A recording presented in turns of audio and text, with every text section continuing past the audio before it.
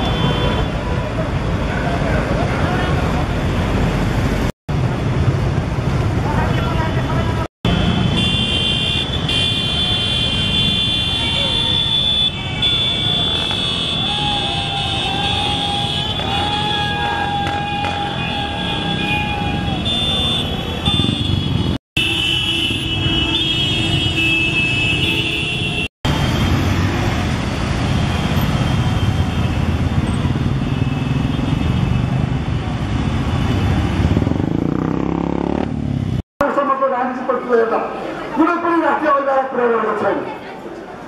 कम्युनिस्टसँग पछिल्लो समयमा हामीले सहकार्य गऱ्यौँ, बहुत गर्वका साथ कम्युनिस्टसँग अङ्कमाले गऱ्यौँ, हातेमाले गऱ्यौँ। तर कम्युनिस्टहरू चुनाव जित्दै गर्दा कहिल्यै काङ्ग्रेसप्रति सहिष्णु भएन, काङ्ग्रेसप्रति उनीहरूको कहिल्यै सद्भाव रहेन। जब केपी ओलीको नेतृत्वमा कम्युनिस्ट पार्टीको सरकार बन्यो, त्यसपछि मैले सुरुमै बनायो संस्थागत भ्रष्टाचारको मात्रै कुरा होइन, प्रशासनमाथिको हस्तक्षेपको मात्रै कुरा होइन, संवैधानिक निकायलाई कब्जा गरेर कुरा मात्र होइन, त्यसै पनि छानी छानी काङ्ग्रेसलाई दुःख दिने काम पनि गरे।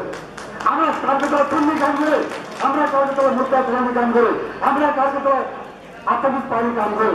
त्यसकारण बेला आएको छ।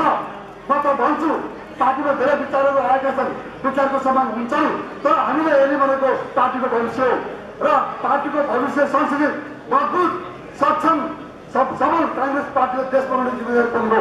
त्यसकारण अब कम्युनिस्टहरूलाई धेरै माया गरेर यी प्रति धेरै सद्भाव काङ्ग्रेसले राखिदिन आवश्यक छैन। भोलिका दिनमा कुनै पनि राजनीतिक गतिविधिमा अब काङ्ग्रेसले कम्युनिस्टसँग सहकार्य गर्न हुँदैन। नम्बर 1। नम्बर 2, पार्टी एउटा वैचारिक रूपमा पनि अहिले एउटा परको अनुभूति गरेको छ। पार्टीभित्र वैचारिकमा एउटा चाहिँ अवधारणा निर्माण गर्न जरुरी छ। पार्टीले हेर्ने भनेको टुकीले त्यही गर्नुभएको थियो। पार्टीले हेर्ने भनेको देशको राष्ट्रियता, राष्ट्रिय पहिचान पनि हो। राष्ट्रियता मजबुत कसरी हुन्छ, के कारणले राष्ट्रियता बलियो हुन्छ।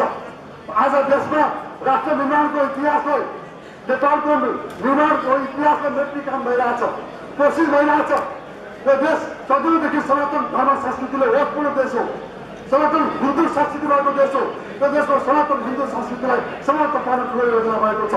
यस्तो अवस्थामा काङ्ग्रेस जस्तो पार्टीले सैद्धान्तिक रूपमा, नीतिगत रूपमा यो विचारलाई अंगीकार गर्नुपर्छ। यो विचार बोकेर काङ्ग्रेस देशभरि जानुपर्छ भन्ने मेरो स्पष्ट विचार पनि आज आदरणीय सभापतिको सामु राख्न चाहन्छु।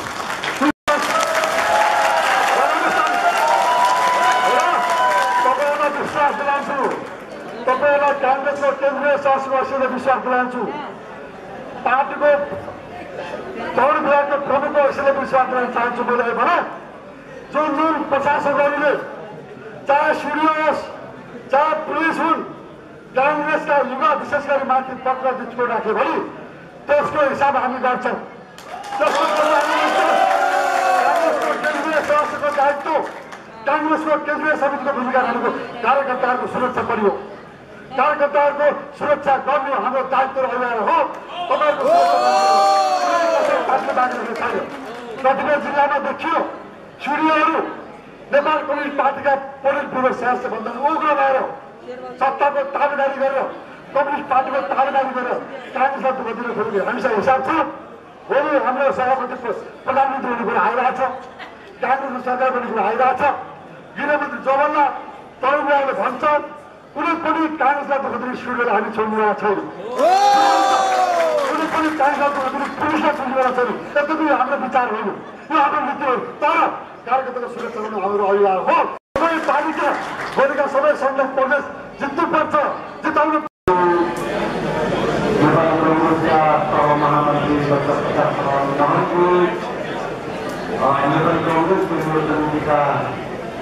साथीहरू जितेका थिए। हामीले 3 वर्षमा देख्यौँ उनीहरूले राष्ट्रका एजेन्डाहरू, स्थिरताका एजेन्डाहरू धर्मपत्नी दुर्गादेवी पौडेलजीलाई उक्त सम्मानले हुँदा हुँदा देशमा अब कलाकारहरू कमेडियनहरूको आवश्यकता परेन। अहिले हाम्रा प्रधानमन्त्री कम्युनिस्ट पार्टीको नेताहरू र कलाकार बीचमा प्रतिस्पर्धा गर्यो भने सिधै ओलीजीले जित्नुहुन्छ, उहाँले गोल्ड मेडल पाउनुहुन्छ। तर साथीहरू, जनताको पेट कुराले भरिँदैन। जनताको विकास, देशको समृद्धि, जनताको सुख सयल कुराले भरिँदैन। समर्पण छैन। यो देशलाई रूपान्तरण गर्ने दृष्टिकोण छैन। त्यसै हुनाले आज देशले दुःख पाइरहेको छ, नेपाली जनताले दुःख पाइरहेको छन्। त्यसकारण चाँडोभन्दा चाँडो अर्को निर्वाचनबाट एक्लै नेपाली कांग्रेसले बहुमत ल्याउने आधार नेपाली कांग्रेसले तयार गर्नुपर्छ। त्यसमा तरुण साथीहरूले अगुवाई गर्नुपर्छ भन्ने मलाई लाग्यो। किनकि यो सरकारले देशमा वितन्नता मचाएको छ, अराजकता मचाएको छ, देशको साधन स्रोतको व्यापक दुरुपयोग गरेको छ, व्यापक भ्रष्टाचार गरेको छ, देशको लोकतान्त्रिक संस्थालाई एकपछि अर्को गरेर समाप्त पार्ने काम गरेको छ। तर यो सरकारलाई निर्वाचन अगाडि हटाउनको लागि संसदको अङ्कगणित चाहिन्छ। कतिपय हाम्रो पार्टीका साथीहरूले, नेताहरूले, देउवा पार्टी सभापतिले नेतृत्व लिन किन नचाहेको, किन चुपचाप बसिरहनु भएको भनेर भन्नुभयो। तर संसद अङ्कगणितले चल्छ, हाम्रो भावना र इच्छाले चल्दैन। अहिले एमालेसँग 121 सीट छ, त्यहाँभित्रका असन्तुष्टहरू पनि चित्त बुझी ओलीलाई मान्न बाध्य छन्। हामीसँग 61 सीट मात्रै छ, उसलाई बहुमत ल्याउन 17 सीट मात्रै चाहिन्छ। हामीलाई बहुमत ल्याउन अर्को 61 सीटले पुग्दैन। त्यसो हुनाले नेपाली कांग्रेसको नेतृत्वमा सरकार बन्नको लागि पुरै मधेस केन्द्रीय दलको समर्थन चाहिन्छ, पुरै माओवादीको समर्थन चाहिन्छ। त्यसपछि मात्रै सरकार बन्छ।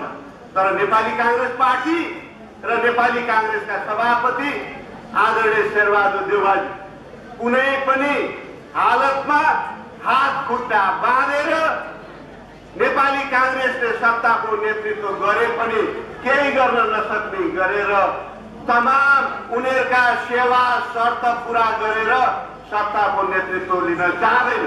हामी आउने निर्वाचनमा एक्लै बहुमत ल्याउन चाहन्छौँ। हाम्रो हात खुट्टा बाँधेको नेपाली कांग्रेसको सरकारले त्यो वैकल्पिक नेतृत्व आम निर्वाचनमा दिन सक्दैन। त्यसो हुनाले यदि मधेस केन्द्रित दलहरूले, माओवादीले, ओलीले अत्याचारै गरे, अति नै गरे, यसको विकल्प तत्काल चाहिन्छ। लोकतान्त्रिक विकल्प चाहिन्छ। लोकतन्त्रलाई संस्थागत गर्न जरुरी छ, कुशासनको अन्त्य गर्न जरुरी छ भनेर बिना शर्त लोकतान्त्रिक विकल्पको लागि तयार हुन्छ भने त्यस बेलामा नेपाली कांग्रेस पार्टीले, नेपाली कांग्रेसको नेतृत्वले त्यसको नेतृत्व गर्न विचार गर्नुपर्छ भन्ने मलाई लागेको छ। उभिन सक्दैन। हामी सबै उभियौँ भने नेपाली कांग्रेस उभिन्छ। नेपाली कांग्रेस उभिँदा हाम्रो विपक्षी दल पछाडि कुनै निर्णय नगर्ने, कसैलाई पनि अविश्वास आशंका पैदा नहोस् भनेर कतिपय निर्णयहरू चाहिँ समयमा हुनुपर्ने निर्णय पनि भएको छैन। उहाँको उदारता र सदा सहायताले सबैले कुनै कसैले पनि भन्ने ठाउँ राखेका छैन। अघि भर्खरै यहाँ कुरा आयो, पार्टीको विभिन्न नेताको विभिन्न कुरा आयो, कस्तो कुरा आयो, के कुरा आयो त्यो हामी सबैले सुनिराखेका छौँ होला। तर केन्द्रीय समितिमा सर्वसम्मतिले एउटै निर्णय भएको छ। हिजो संसद विघटन हुँदा पनि त्यसपछिका दिनहरूमा पनि त्यसलाई मात्रै हामीले एकताबद्ध भएर हामी व्यक्तिको कुरा होइन पार्टीको कुरा गर्दैछौँ।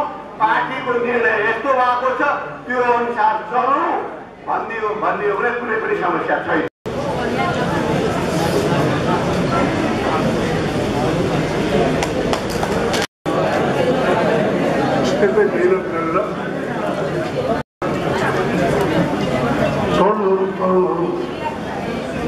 पूरा पुस्ता जति बढी भागिन्छ आउँछ त्यति नै त्यो पार्टी जीवन्त पार्टी भन्दछ। हामी त बुढा भइसकेको अब कति हो र अथवा तरुणहरूको सहभागी ठाउँमा देश आएको छ। बढी से बढी युवा पुस्तालाई हाम्रो पार्टीमा विभागमा समावेश गर्नु भनेदेखिलाई भोलिका दिनमा आजका तरुणहरू हुन्छ तपाईँहरूकै कामको जिम्मेदारी आएको छ। भोलिको देशको त्यो प्रजातन्त्र खतरामा छ।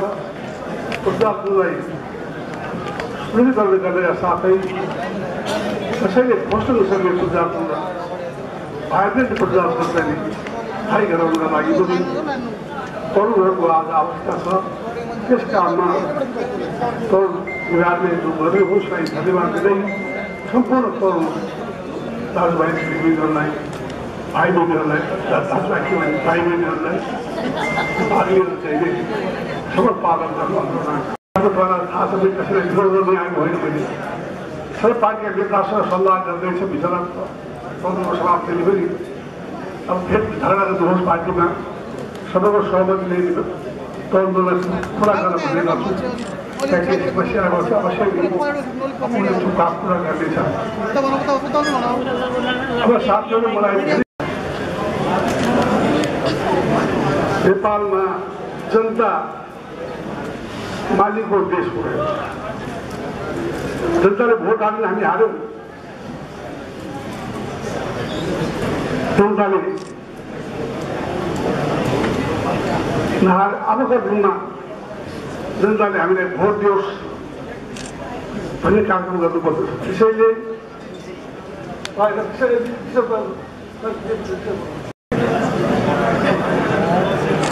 यो अहिले चाहिँ जनता मालिकको देशको जनता कसैका नोकर हुँदैन। जनतामा जति सेवा गर्यो त्यो चुनाव जित्दछ। त्यस कारण यता कसैका भावना के भन्न चाहन्छु भनेदेखिलाई जनताले मालिकको देशको जनता घरमा पुग्नुहोस्। कमसेकम घर सुख दुःखमा जनताको सुख दुःखमा साथ दिनुहोस्। भाषण भएर जनता घोटाल्दैन है विचारमा जनताको घर घर जानुहोस्। यस्ता साथै घरमा केही दुःख हुन्छ कसैको डेथ हुन्छ कसै के हुन्छ तिनीहरूमा जानुहोस्। जनतालाई साथ दिनुहोस् दुःखमा साथ दिनुहोस्। जनताको दुःख सुखमा जति अदालतमा समस्या हुन्छ सिडिओका समस्या हुन्छ पुलिसको समस्या हुन्छ जनताको दुःख सुखमा साथ दिएर लड्नुहोस्। जनताको लागि काम गर्नुहोस्। मलाई विश्वास छ जनताद्वारा अवश्य भोट दिन्छ। त्यसैले जनताको घरमा पुरा कमसेकम 3 पल्ट जानुहोस् वर्षको 3 पल्ट आइसक्यो बिचरा घरमा भोट हाल्छ भाषण भोटाल्दैन विषयबाट सजाय दिन्छ भोट नहालेर। यसैले जनता यो देशको मालिक हो। त्यसैले सर्वसत्ता सम्पन्न जनता भनेको उबाट ठुलो शक्ति के छैन। उसको भोट लिने प्रयास गर्नुहोस्। यो ठाउँ त्यो संविधानको जन्मभूमिहरू अबको दिनको राजनीतिक यात्रा त्यसमा नेपाली काङ्ग्रेसलाई विजय पताका विजयका साथ अगाडि बढाउने पनि काम यहीँबाट होस्। टिकट एउटैले पाउँछ कि दुईले पाउँदैन, एउटा सबैले पाउँदैन टिकट, एउटै पाउँछ। टिकटमा न्याय हुनुपर्छ त्यो कुरा हो। मैले पाएपछि न्याय हुने, असार पाएपछि न्याय हुँदैन नि। एक्सिडेन्ट भएका छन्, क्रान्तिका छन्, ढुक्काका जेल परेका मान्छेहरू टिकट सबैले पाउँदैन। त्यसै कारण चाहिँ एउटैले पाउँछ। अहिले सबैले भनेर टिकटलाई बोल्नु भन्नु पऱ्यो, त्यो काम लगाएर गर्नु भनेर धारणा छ। त्यो समस्त अभावको निर्णयले सोझ फिर्ता भयो। अदालतको अर्को निर्णयले माओवादी केन्द्र माओवादी भयो, एमाले भयो। दुईटा मिल्दै नमिल्ने गठबन्धन भएको थियो। त्यो पुरानो अवस्था ल्याइदियो। माओवादी एकता केन्द्र भएको थोरै बनाइदियो भने अर्को चाहिँ एमाले भन्ने बनायो, दुईटा पार्टी बनायो। त्यो पार्टी यसो गरेर उसो गरेर भन्दा हाम्रो अखा पार्टीलाई भन्ने गाह्रो थिएन हामी। अहिले माओवादी प्रचण्डजीको नेतृत्वको पार्टीले समर्थन फिर्ता लिएकै थियो। अहिले संयुक्त सरकार छ, संयुक्त सरकार भनेर बहुमत पनि उसको छ, उसको बहुमत छ। प्रचण्ड र बिहार पार्टीको बहुमत छ।